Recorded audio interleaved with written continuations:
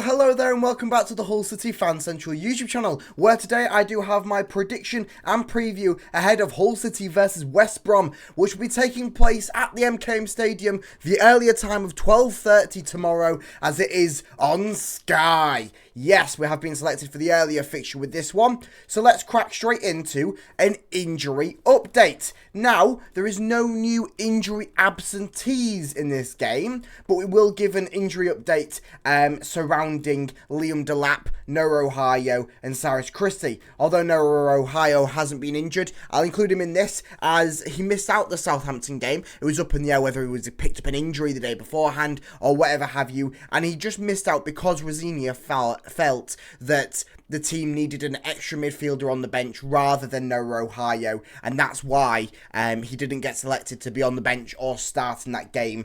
Just Rosinia's tactical genius at work. Cyrus Christie was left out of the starting lineup and on the bench for a similar reason. He hasn't featured in the 3 games that he has been available for since returning from his injury. He's been said to be training very, very well, very, very efficiently, so hopefully we can see him in some capacity very, very soon if he plays like the Cyrus Christie we saw last season, but he is fit, ready to go. Liam Delap, we have got a bit of wording on him, and it seems to be going well for Liam Delap. He's currently out of his knee brace, got no support whilst walking, so he can walk freely. He visited the training ground last week to meet up with some of the lads, which was meant to be quite a nice morale boost. And hopefully, fingers crossed, if everything goes to plan as it seems to be doing, he might make a return in a Hull City shirt before too long. So we'll wait and see on that front, but things do seem to be going well with Liam Delap. Of course, it's a knee injury, so it's one that we need to take a little bit of care and consideration with. So, Hull City starting 11 for the prediction. Powered by our friends over at Fanhub. If you're new around here, or even if you're not, get Fanhub. It's a fantastic app. You get rewarded for being a fan of a football club. Doesn't have to be Hull City. It can be any club in the entire English division. Download the app. You get rewarded for attending games. You get rewarded for predicting your starting 11. You get rewarded for predicting 5 games during a match week. Why would you not do it? You also get rewarded for just clicking on content around your clubs. It's a fantastic app. Free. You get free rewards. It's brilliant. When you download it, using the link in the description or on whatever app store of choice, use my golden ticket code HUL-IZR. You get rewarded for using that. I get rewarded for using that. It's a bonus for everyone. So, there's my predicted starting 11. We'll crack into it. This is Liam Rosinia's men that I think will start this game. And you may see a running theme here. Ryan Alsop. I do like these new pictures that they produced in the most recent media day. Anas Sarori, as you'll see later, his one wasn't loading, so he's the only one without one so far. But it's nice that we do actually have all of them together. So, Ryan Alsop retains his spot in net. Yes, he has conceded 3 goals over the past 3 fixtures. That's 1 goal per game, but he has been putting out a stellar performance in every game. I think that he's been one of the unsung heroes of this season under Liam Rosinia. Yes, he's let a few mistakes fly, but on the most part, he has been a very, very solid rock at the back in goal. Louis Coyle seems to be okay. Hamstring injury, held up for 90 minutes against Southampton, and no complaints there, so he does get a spot in the starting 11. Followed up by Alfie Jones, Jacob Greaves, and Ryan Giles. The back 4 of dreams, isn't it? You have no complaints to be made there. Then ahead of them, Regan Slater and Jean-Michel Seri. You'll notice that there is no Tyler Morton. You probably would have gone for a Tyler Morton now that you've got the Seri back to see the Seri and Morton partnership. But Rosinia's openly said that the ankle issue that he picked up against Huddersfield, it's fine. He played minutes against Southampton, looked really nice against Southampton when he came off the bench, but isn't in that capacity to start. And with Regan Slater playing as good as he is recently, I don't think that it's fair to take the starting spot off Regan Slater for Tyler Morton. And you can't not start the African champion, Jean-Michel Seri, can you? Fabio Carvalho, Anas Sarori, as you can see, there's no fancy picture for him. Jane Philogene, and then to complete lineup, Abdou Shamer, who I think he has the best photo yet. Look at that, just sleeping on the job. sleeping on the job, but he doesn't sleep on the job. He's a fantastic player. So that completes my starting 11. And the lower bowl has officially sold out for tomorrow afternoon's fixture. Limited tickets remain in the upper sections of the ground. So hopefully it's going to be another sellout.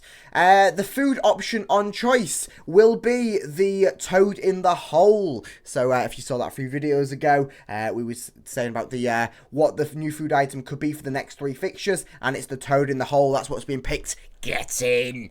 Along with that, some work has been done to the pitch at the MKM Stadium. A lot of fans have been noting, as rightly so, that the pitch is in dire state, especially now that the rugby league season started up again, and so Hull FC are ruining the pitch. But there has been some work going on the pitch over the past few weeks, and it seems to be, in a photo that Hull City shared today of the stadium from an aerial view, seems to be a little bit more greener. So hopefully that can help Rosenior's style of play, as he has suggested previously. Of course, the pitch is scheduled for a full replacement during the off-season before we start up the next campaign. Last meetings between Hull and West Brom. Yes, of course, we've already met once this season at the Hawthorns. Was a 3-1 loss. Let's not talk too much about it. But of course, last time we both met at the MKM Stadium was a nice 2-0 win for the Tigers. Of course, that was Benjamin Tete's first and last goal for the Tigers in that game. It was quite a nice goal to be that. Also in his penultimate game for Hull City. He had a really rocky one, didn't he? And then the second goal was an own goal, I believe, by John Swift, I think. If my memory serves me correct. And of course, we don't need to look at the 5-2 loss that we had earlier on the season beforehand. So we'll just skip straight onto form. Of course, both sides are up in it, as we will see in the table in a second. But form tells a really, really strong story. Of course, Hull City grabbing 4 out of the last 5, 6 out of the last 5. The form guide doesn't quite include 6 games, but 5 out of the last 6. West Brom, they're looking for 3 wins, 1 draw, and 1 loss out of the last 5. That loss coming against Southampton in their own backyard. Of course, we beat Southampton, first team to beat Southampton at St Mary's since September 2023. So what's that saying? Of course, they picked up a nice 3-0 win just the other night against Plymouth Argyle away from home. So some nice fixtures in there, some rocky ones as well. So who knows where this game's going to go. Of course, they are 1 point above us, a full 10 goals above us. We do need to increase our goal difference. But yeah, it's going well for Hull City at the moment, I must say. We're 6th in the table. We won our game in hand, which we kind of needed to do with a lot of teams around us battling on similar points to us. This will be a huge game to determine which of the 2 sides probably end up in the top 6, because in all fairness, the winner of this game will stay in top 6, and the loser will probably get knocked out of top 6 with the other fixtures going on just outside of the promotion places. So it will be a tough one to tell. If it's a draw, you could possibly see both of them getting knocked out of the playoff places depending on results lower down the table. So player to watch out for ahead of this game, I've gone for Alex Mowatt. He has had an okay season so far for West Bromwich Albion. There's been no real standout players, I feel, for West Brom this season. It's been more of a collective team effort masterclass rather than any standout players, any players that have been grabbing bags of goals. Because Alex Mowatt, he's joint most assister for West Brom with only 4 assists. He's got 5 goal contributions in 31 games in the Championship this season for the Baggies, and he's been doing a consistent job. So I have gone for him as the player to watch out for. Could have been a variety of different people, just based on the fact that they're a well-oiled machine rather than got a few standout players, which is a refreshing aspect to look at with a playoff team.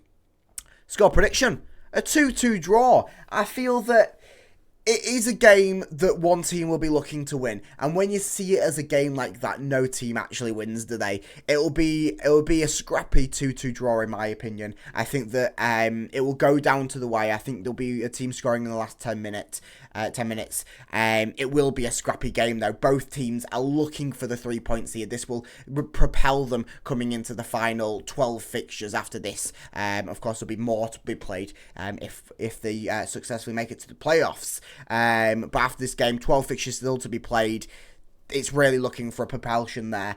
Both teams coming into this game on relatively good form. Hull City better form than West Brom, obviously, but only just narrowly. So, scrappy 2-2 draw. Goals for Tigers. Fabio Carvalho grabbing the first one, making his third for the season in a Tigers shirt. And then the second one, Jana Philogene. Of course, has to be Jana Philogene, increasing his goal tally to make him the clear #1 goal scorer at the Tigers, as he's currently joint first with Aaron Connolly, I believe. So I will leave you with that photo of our Lord and Saviour, Adjan Elajali, as I ask you to comment down below your predictions ahead of this game and any other information you think that I need to know ahead of this all-time clash at the MKM Stadium that could spell disaster or success for Hull City for the rest of the season. So make sure you like and subscribe here on the Hull City Fan Central YouTube channel to get live up to date on everything Hull City. Also follow me over on Twitter or X to also get the live up to dates on everything Hull City. And I will see you soon.